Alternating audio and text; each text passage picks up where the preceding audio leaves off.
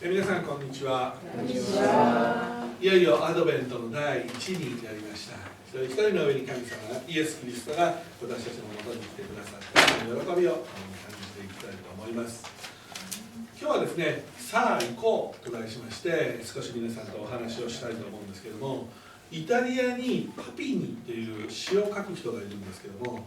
人間にとって生きていく中で3つ必要なことがあるっていうんですね。人間生きていく中で3つ必要なものがある。1つは健康。私たち一人一人に健康な体が必要ですよって言ってるものと、2つ目には食べ物、食事。人間生きていく中でやっぱり食べ物を食べなければ生きていくことができない。そして3つ目に必要なのが希望だそうなんですね。この希望っていうの、英語で言うとホープですよね。私たち一人一人にどんな希望を持って私たちは歩んでいくことができるのか、どのような思いになって私たちは歩んでいくことができるのか。人間この希望、ホープっていうのがなくなると死んでしまう人もいるぐらいなんですね。昔ドイツ、日本もそうなんですけども、日本とドイツとイタリアはグループになってですね、世界に対して戦争をしたわけなんですね。でその戦争をする中でドイツはですね、ヒットラーという人がですね、ユダヤ人を大量に虐殺していくわけなんですね。ユダヤ人っていうだけで男も女も電車に乗せられて、そして強制収容所っていうところ、刑務所みたいなところに連れて行かれて、毎日たくさんの人たちがね、もう理由もなく殺されていったわけなんですね。もうユダヤ人っていうだけで捕まっては、電車に乗せられて殺されていく。そして私ドイツに昔行った時にですね、ザクセンハウゼンというそういう収容所を見てきたんですけれども、そこの門にはね、労働があなたたちを自由にするって書いてあるんですね。働くことによって自由になる。でも実はそれは嘘なんですよね。そんな働いても自由になんかなることができない。そして働けなくなった人たちはですね、もう次々にガス室に送られて殺されていってしまうんですね。毎日食べるものもほとんど与えられず、1日1食ぐらいでですね、でどんどん、力仕事とかいろんな作業をさせられるので、人々はどんどん痩せ細っていって疲れ果ててしまって、もう骨と皮だけになったような人たちが毎日働きながら、働けなくなったらガス室に送られて何人もの人たちが殺されていく。ある時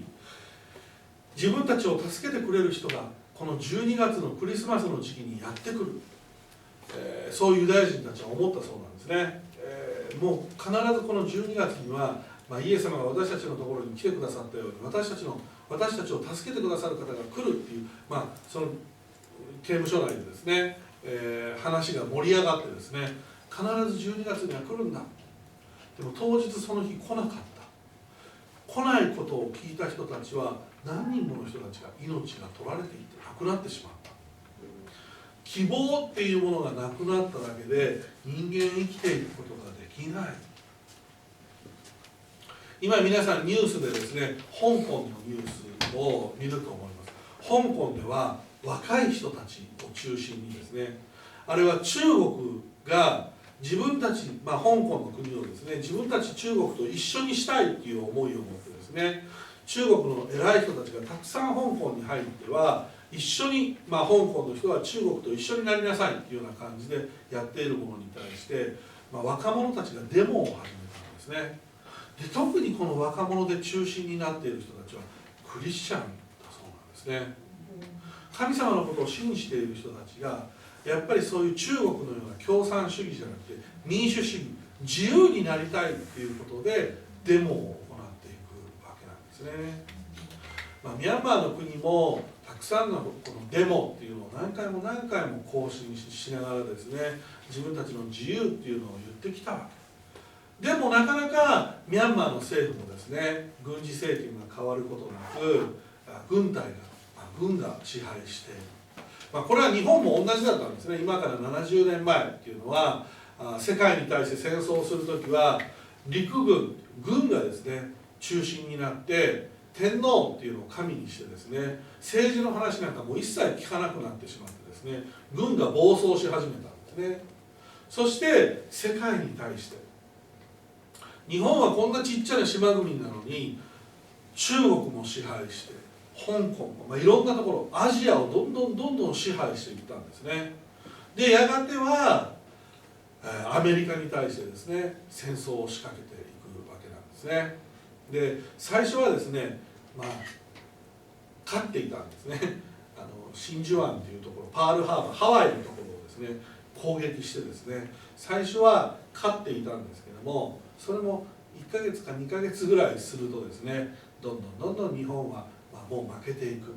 それまで日本は中国とかいろんな国ロシアと戦争ロシアとも戦争して日本は勝っていますし中国と戦争して勝っている。こんなちっちゃい島国の日本が大きいロシアとかですね中国とかを相手にどんどん勝っていったんですよね。日本人はいつの間にか自分たちは世界の中で一番優れている民族だと思ってですねどんどん世界に出ていったわけなんですけどもでも本当はそんなことはなくてですね誰かが誰かを支配するっていうのは本当に良くなかったこと。日本はね戦争に負けて良かったと私は思ってるんですね。なぜか日本が戦争に負けることによって人々には自由がもたらされてこれはねアメリカの考え方を入れて本当の民主主義になっていったわけなんですけどもその時にはやっぱり戦いっていうものがあったわけなんですね。戦いがあって初めて本当にその上で自由を勝ち取っていくわけなんですけども世界ではまだまだそういった戦いをしなければならない国っていうのがやっぱりいくつか残っている。そのうちにミャンマーっていう国も本当に民主化をするためにはいつかやっぱり戦う時が来るのかもしれない。先月ですね韓国っていう国に行ったんですね。韓国は100年前にですねキリスト教が伝わっていってですねそして韓国も実は日本が支配してたんですね。日本が支配していたにもかかわらず韓国の人たちはなんとか、自分たちの国を取り戻したいということでですね韓国の大勢のクリスチャンの人たちが最初万歳運動っていうのを広げたんですね。であちらこちらで韓国のあちらこちらでみんな真っ白な服を着て万歳万歳って言って私たちを自由にしてください自由にしてくださいという万歳運動っていうのを起こしたんですね。でそれを見た日本の兵隊さんたちはですね、韓国の人がおかしくなったんじゃないかと思ってね捕まえようとしてですね、最初韓国の人たちを捕まえて20人ぐらい教会に閉じ込めて、その教会を燃やしてしまったんですね。20人の男の人を詰め込んで教会を燃やしてしまった。でそれに対して韓国の人たちはもうどんどんあちらこちらでその万歳運動を繰り広げていって最終的には自分たちでその民主的に独立を果たすわけなんですね。どこの国もそうなんですけども誰かが誰かを支配するような世の中イエス様の時代もイスラエルの人たちっていうのはですねユダヤの人たちっていうのは大きいローマ帝国っていう帝国によって支配されていたわけなんですね。そして自分たちの中にやがて救い主が現れるやがて私たちは自由になる私たちのことを救ってくださる王の中の王主の中の主が来てくださるずっと信じていたわけなんですね。旧約聖書の中にもたくさんそういうやがて救い主がお生まれになるっていうのを希望を持って期待して待ち望んでいた。今の時代はですねどこに救い主が現れましたかというとユダヤのベツレヘムということをですね多くのクリスチャンたちは言うことができると思います。ユダヤのベツレヘム小さな町にですねイエス・キリスト救い主がお生まれになった。2000年前にこのイエス・キリストが生まれることによって世界が変わっていったわけなんですね。それまでは人間が人間を支配するような国人が人を押さえつけるような世の中にあってですね私たちを抑える私たちを従わせるのは神様ではなく人その人が力や暴力を持って押さえつけていたわけなんですね。だから力が強いものが勝つ世の中だったんですね。例えば男の人と女の人って言ったらですね、基本的に力が強いのはやっぱり男の人の方が、基本的には強い。女の人と戦ったらですね、やっぱり男の人が力が勝ってしまう。だからといって男の人が女の人を従わせていいか、決してそうではないわけなんですね。力によって押さえつけたり従わせようとするのは、これはもうとんでもない間違いなんですね。今日の夕方からですね、結婚式が行われるんですけども、日本人の男の子と、カチンの女の子がですね結婚して、大阪から来てですね、今日結婚式をするんですけれども、昨日1時間半ぐらいですね、このプリマタルカウンセリング、結婚のためのカウンセリングっていうのを行ったんですね。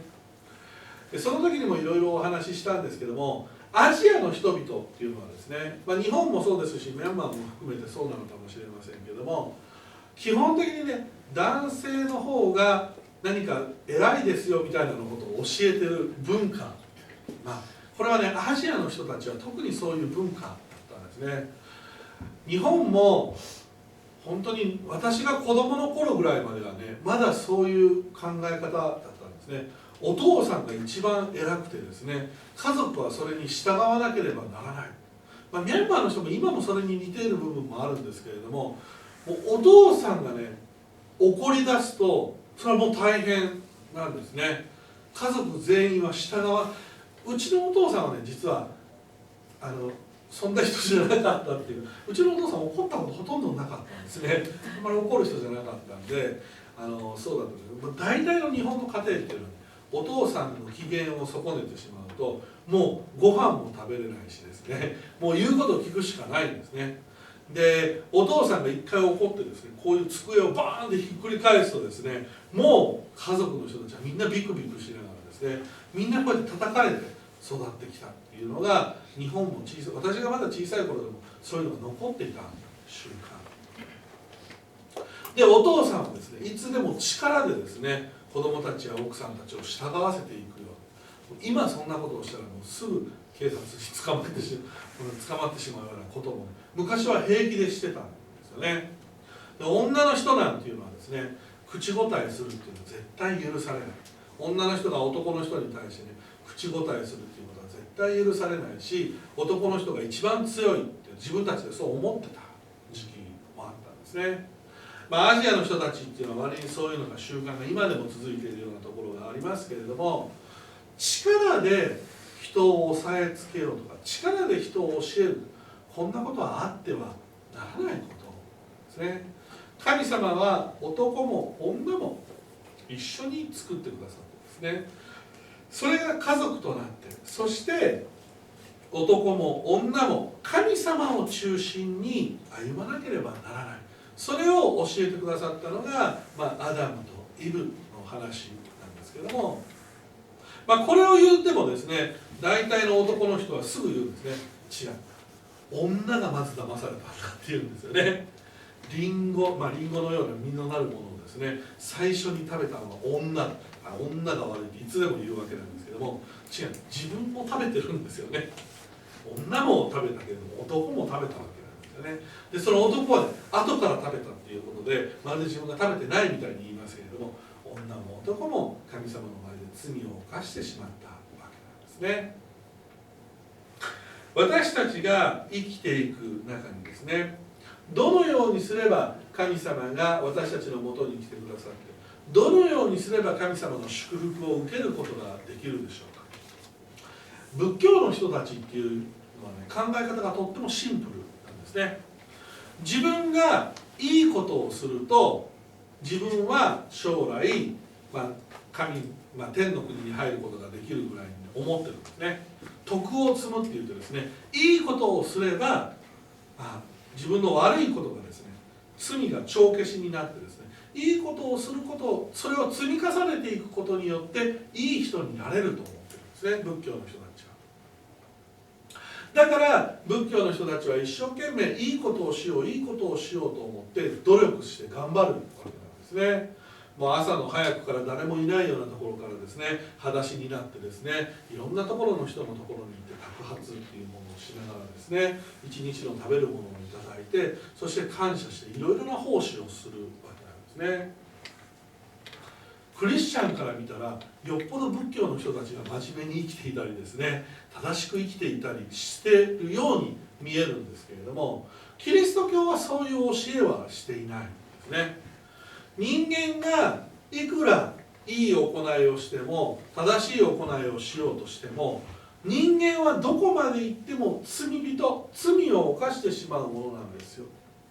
だから私たちに必要なのは自分たちが努力して頑張っていい人になるのではなくて私たちは神様の存在イエス・キリストを信じましょうということを教えているわけなんですね。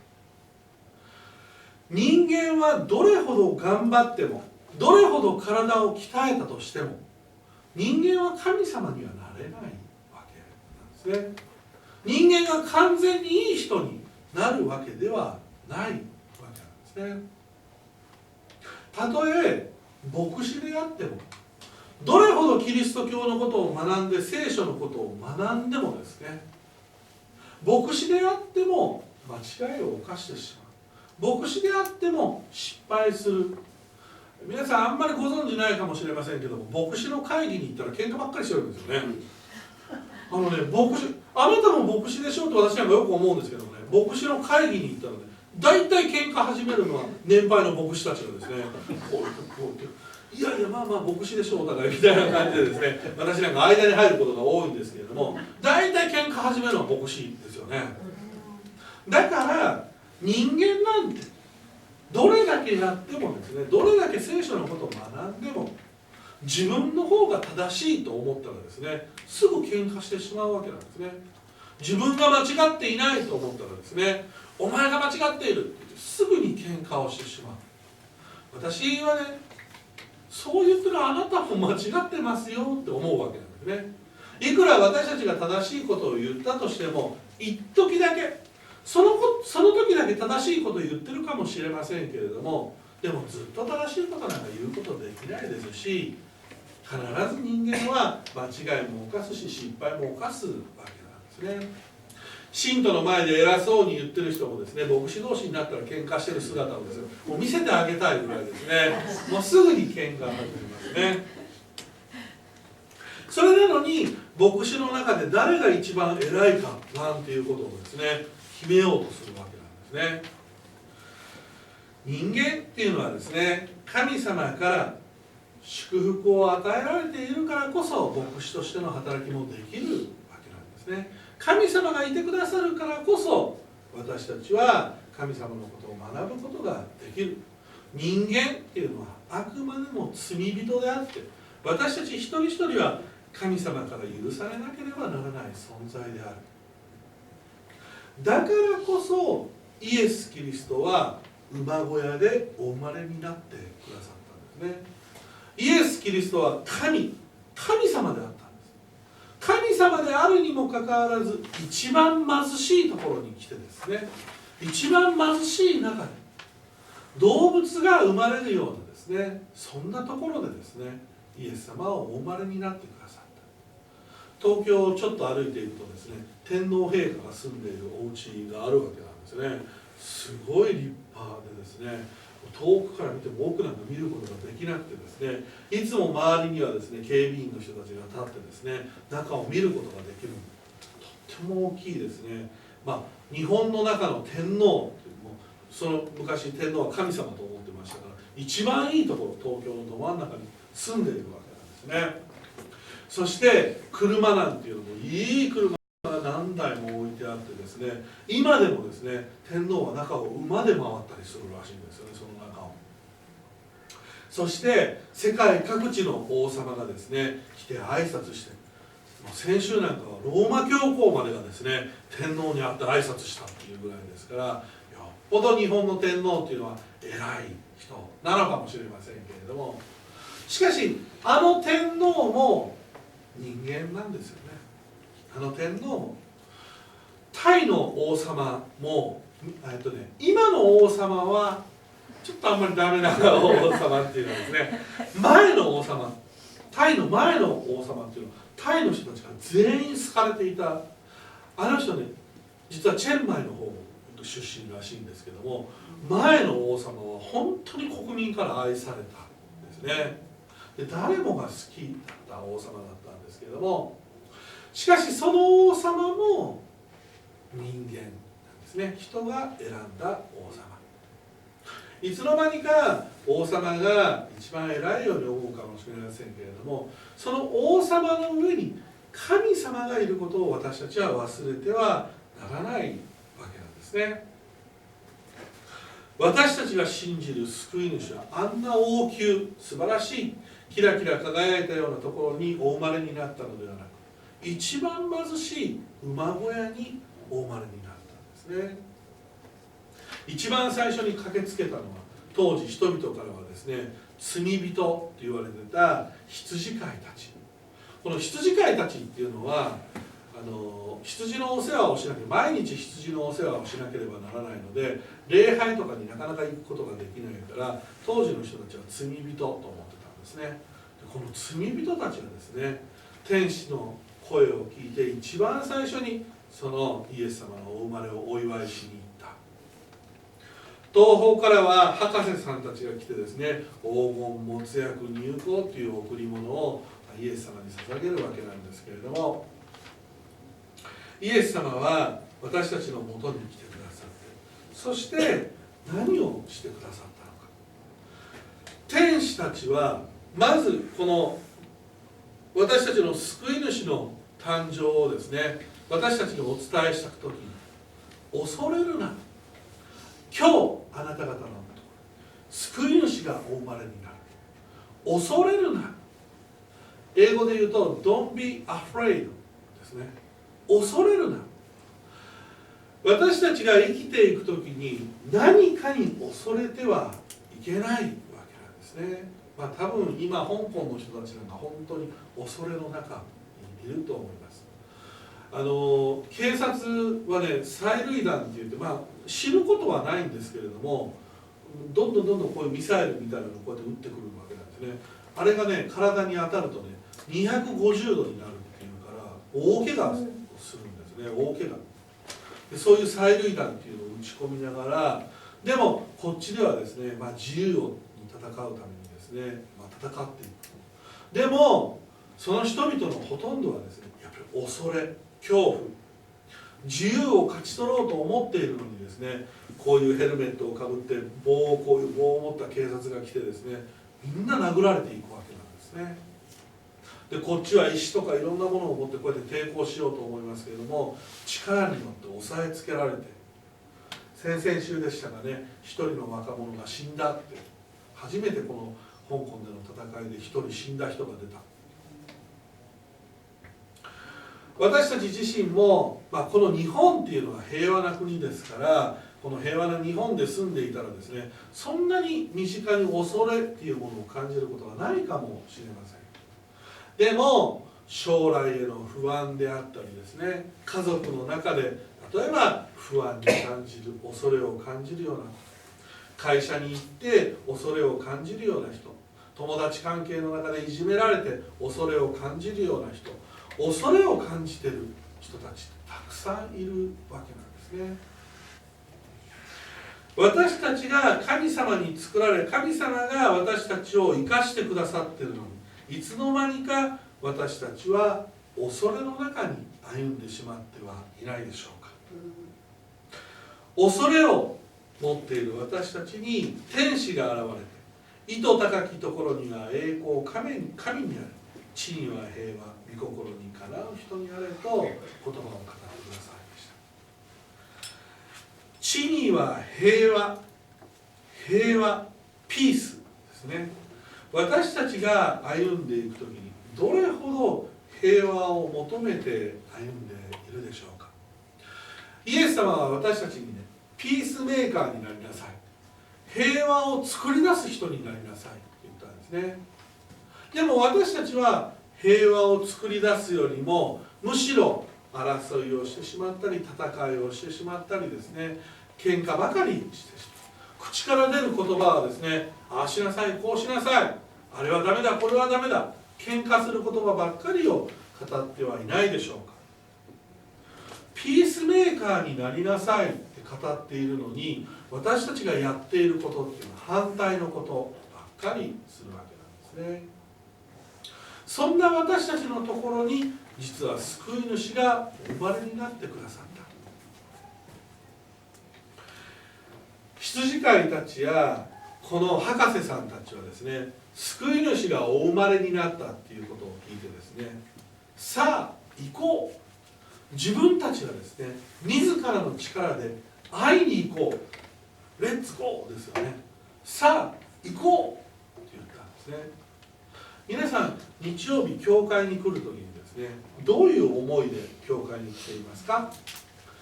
さあ行こう、救い主に会いに行こうと思って来ているのか、また教会だまた教会に行かなければならない、また教会か、もう教会疲れたなと思って行くのか、それとも教会に行こう、教会に行って、賛美しよう、教会に行って神様と出会おう、教会に行けば私たちは間違いないんだ、さあ行こうっていう気持ちを持って教会に来るのか、それとももう本当に疲れたな、しんどいな、嫌だなと思いながら教会に来るのか。人々、さあ行こう、そして神様が共にいてくださる、神様が私たちを救ってくださる、神様が私たちを導いてくださるという気持ちを持って教会に集まっているでしょうか。昔ですね、同時多発テロというのがアメリカで起こってですね、私今年そのアメリカに行った時にですね、そのツインタワービルっていうところの、グラウンド、そうそう行ってきたんですよね。